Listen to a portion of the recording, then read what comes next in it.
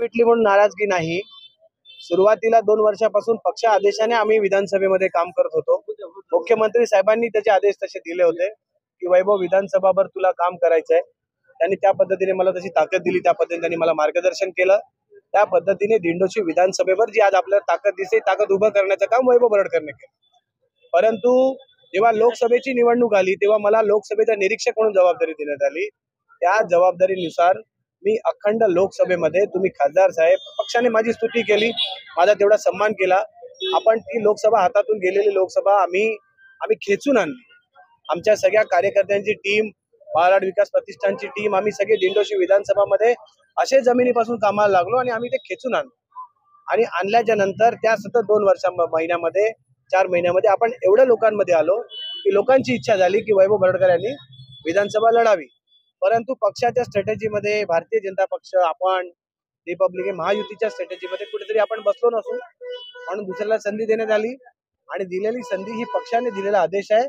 म्हणून आम्ही सगळे एकत्र मिळून संजय निरुपम यांचं काम करतो। तुमचा प्रश्न चुकीचा आहे, निषेध मी कधीच केला नाही। विषय असा है संजय निरुपम यांचा निषेध करायचा माझा संबंध काय आला, उनका कभी मैंने निषेध नहीं किया। विषय ऐसा है, हम लोगों की पार्टी के सभी पदाधिकारी मिलकर हमने सीएम साहब से रिक्वेस्ट की थी की मराठी उमेदवार तुम्ही इकडे आम्हाला द्या। आम्ही कधी संजय निरुपम यांचा निषेध नाही केला, आम्ही मागणी केली। पक्षाने निर्णय घेतला, त्यांनी त्यांना उमेदवारी दिली। आता आम्हाला आमच्या शिवसेनेमध्ये शिस्त आहे, दगडाला सुद्धा सेंदूर फासल्याच्या नंतर त्याला देव बोलायचं। आता आम्ही त्यांना सेंदूर फासतोय।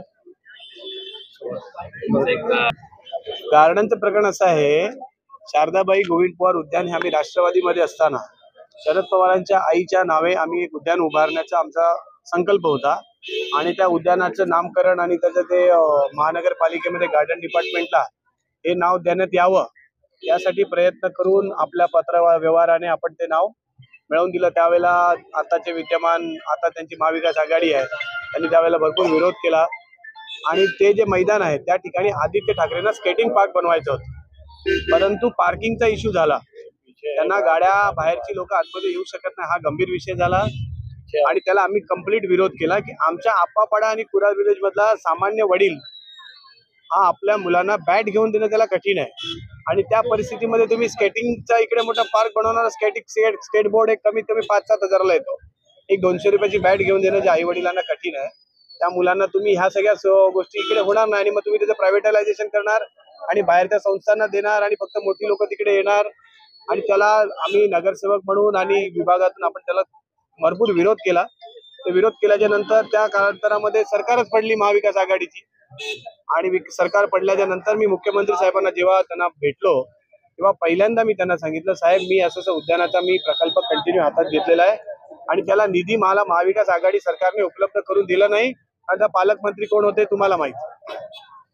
त्यानंतर साहेबांनी आणि आयुक्त आत्ताचे असलेले यांनी मला ते सगळा विषय सांगितल्याच्या नंतर फार गंभीर प्रश्न माझ्या मनात निर्माण झाला आणि तेव्हा साहेबांना आम्ही सांगितलं की साहेब काही करून मला या उद्यानाचं काम सुरू करायचं आहे। साहेबांनी तातडीने त्याला 16 कोटी रुपयाचा निधी महानगरपालिकेतून मला मंजूर करून दिला आमच्या नावे। तो निधी सुद्धा धनश्री बरडकर यांच्या नावे मंजूर झाला आणि त्याच्या कामाची सुरुवात सुद्धा धनश्री बरडकर यांनी केली। त्याच्या ऑपीओ वर्क ऑर्डर जी आहे त्याच्यामध्ये सुद्धा आमचं नाव आहे। तो निधी आपण मेंटेनन्स डिपार्टमेंटला घेऊन मेंटेनन्स डिपार्टमेंटच्या माध्यमातून त्या उद्यानाचं आपण काम केलंय।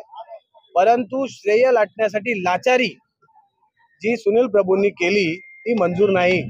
तुम्ही निवडणुका लढा, तुमच्या केलेल्या कामावर तुम्ही निवडणुका लढल्या पाहिजेत। तुम्ही जी काही चांगली कामं केली ती लोकांसमोर ठेवली पाहिजेत। तुमच्या मराठी भाषेचा बाणा तुम्ही समोर लोकांसमोर ठेवला पाहिजे।